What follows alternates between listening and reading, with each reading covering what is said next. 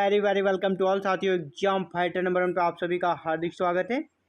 आज बात करेंगे झारखंड असिस्टेंट प्रोफेसर भर्ती के बारे में। जी हाँ, जो कि 2404 पदों पर ये भर्ती होनी थी और ये भर्ती जो रुक गई थी, तो कुछ बच्चे जो है ना हाईकोर्ट गए हुए थे, कुछ अभ्यर्थी हाईकोर्ट गए थे। तो हाईकोर्ट से अच्छी खबर आई है, गुड न्यूज़ आई है आप सभी के लिए। तो बिग ब्रेकिंग न्यूज़ है, झारखंड असिस्टेंट प्रोफेसर वैकेंसी के रिगार्डिंग झारखंड हाईकोर्ट से नई नोटिस इशू हुई है। बिग अपडेट्स है। हाईकोर्ट ने कहा कॉन्टेक्चुअल नहीं परमानेंट बहाली करो। हाईकोर्ट ने क्या कहा? कॉन्टेक्चुअल नहीं परमानेंट बहाली करो, और इसके लिए नोटिस भी जारी किया है। और इसके लिए जो संबंधित अधिकारी है उसको तलब भी किया है, उसको सशरीर हाई कोर्ट में उपस्थित होना होगा। तो झारखंड हाईकोर्ट का क्या फैसला, इस मैटर पर हम लोग बात करेंगे, और इस पर क्या होगा, क्या निष्कर्ष हो सकता है, इस पे भी हम लोग अपना मंतव्य रखने वाले हैं। तो देखिए, किसे किसे नोटिस दिया है। उच्च शिक्षा सचिव जो हायर एजुकेशन के सेक्रेटरी हैं उनको नोटिस दिया है, और जो झारखंड के 7 यूनिवर्सिटी हैं उनके वीसी को और रजिस्ट्रार को तलब किया गया है।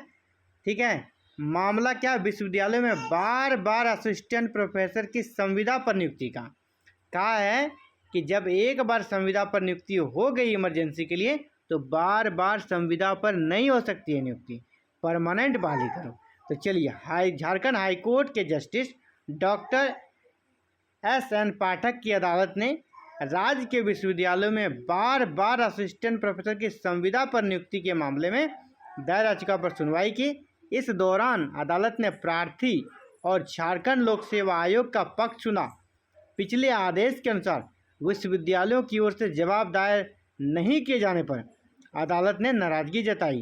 अदालत ने उच्च एवं तकनीकी शिक्षा व कौशल विकास विभाग के सचिव तथा रांची विश्वविद्यालय, इसके रांची यूनिवर्सिटी, रांची विश्वविद्यालय, डॉक्टर श्यामा प्रसाद मुखर्जी, विनोबा भावे विश्वविद्यालय, कोल्हान विश्वविद्यालय, नीलांबर पीताम्बर विश्वविद्यालय, विनोद बिहारी महतो कोयलांचल विश्वविद्यालय, सिद्धू कान्हू विश्वविद्यालय के कुलपति और रजिस्ट्रार को अगली सुनवाई के दौरान सशरीर हाजिर होने का निर्देश दिया। मामले की अगली सुनवाई 22 अक्टूबर को होगी। तो 22 अक्टूबर को देखने वाली बात होगी, क्या इधर से फिर जवाब दिया जाता है और कौन कौन उपस्थित होते हैं और क्या अंतिम डिसीजन होता है।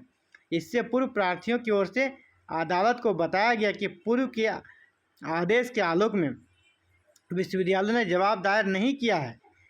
वहीं जेपीएससी की ओर से अधिवक्ता संजय पिपरावाल ने शपथ पत्र दायर करने की जानकारी दी। उन्होंने बताया 2018 में विज्ञापन संख्या 4/2018 और 5/2018 के तहत लगभग 500 से अधिक असिस्टेंट प्रोफेसर की नियुक्ति की अनुशंसा की गई है।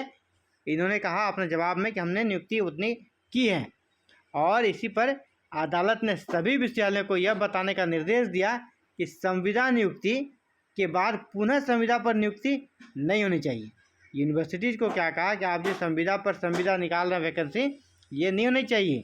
जो आप बार बार संविदा पे नहीं निकाल सकते, एक बार संविदा पे या कॉन्ट्रेक्चुअल पे निकालने का है, ताकि आपकी तत्कालिक व्यवस्था हो जाए। जब व्यवस्था होने लगे तत्कालिक, फिर आप परमानेंट निकालिए। तो बार बार संविदा पर फिर पुनः संविदा बहाली क्यों हो रही है?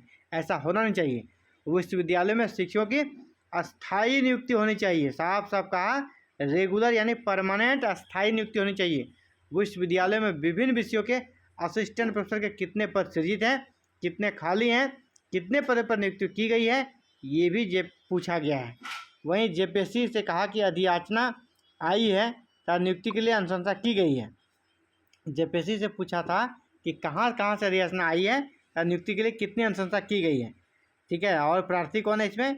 ब्रह्मानंद साहू, डॉक्टर प्रमिला सोरेन और अन्य इनके प्रार्थी हैं, और इन्होंने ये आवेदन दिया था।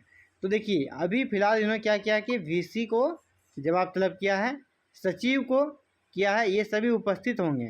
और जो मैं कह रहा हूँ यही होना है। ये उपस्थित होकर सीधा कहेंगे कि हम लोग पहले, जो पिछली सरकार थी या जो अभी सरकार है, वो जेट लेना चाह रही थी, इसीलिए हमने इस वैकेंसी को नहीं निकाला। तो जेट को लेकर मामला बता देंगे कि एनटीए ने इनकार कर दिया, एनटीए ने डिनाई कर दिया जेट को लेकर, और हम लोग ऑनलाइन एग्ज़ाम लेने वाले थे, तो हम लोग फिर ऑफलाइन एग्ज़ाम लेंगे। तो इसके लिए समय नहीं मिला, तब तक आचार संहिता लग गई। यही ये बहाना कर देंगे, हम लोग जेट का वेट कर रहे हैं, और जब तक जेट नहीं आता है है ना, या परमानेंट वैकेंसी नहीं आती है, तब तक के लिए हमने वैकल्पिक रूप से नीड बेस्ड असिस्टेंट प्रोफेसर की नियुक्ति करी है। यही इनका जवाब होगा। अब आने वाला समय में देखने वाली बात हो कि हाईकोर्ट इनके बात पर कर सकते कंसिडर करती है या नहीं, या कुछ कड़ा रुख अपनाती है और असिस्टेंट प्रोफेसर की नियुक्ति का आदेश देती है। खैर जो भी हो, ये एक पॉजिटिव इंडिकेशन है परमानेंट असिस्टेंट प्रोफेसर बहाली का, क्योंकि ये जो भी डिसीजन इसमें आएगा, ये आने वाले जो याचिकाएं दायर होगी आने वाले समय में, उसके लिए ये मील का पत्थर साबित होगा। ये याचिका फिर वहाँ पर एक बड़े प्रूफ के रूप में लगाया जाएगा कि माननीय हाईकोर्ट ने परमानेंट बहाली का आदेश ऑलरेडी दिया था, लेकिन उन्होंने अब तक नहीं करी है। यानी परमानेंट वैकेंसी जो नई सरकार में अब आनी है, इस सरकार में तो अभी फिलहाल नहीं आनी है, अब नई वैकेंसी नहीं आएगी, चुनाव आचार संहिता लागू हो गई है। तो नई सरकार जो भी बनेगी उसके ऊपर ये जो नोटिस रिलीज हुआ है इसका प्रेशर रहेगा, और उसको परमानेंट असिस्टेंट प्रोफेसर की बहाली जल्द से जल्द करनी होगी, क्योंकि संविदा पर संविदा नियुक्ति नहीं होनी चाहिए, ऐसा इन्होंने कहा। यानी अब फिर से संविदा तो बिल्कुल नहीं हो सकती है, ये लास्ट संविदा नियुक्ति है, लगातार 2 बार हुई है। अब जो भी होगा परमानेंट ही होगा इस आदेश के बाद। चलिए आगे जैसे ही कोई अपडेट्स आती है आपको इसकी सूचना विद इन टाइम दी जाएगी, और हमेशा दी जाती है, आगे भी दी जाती रहेगी।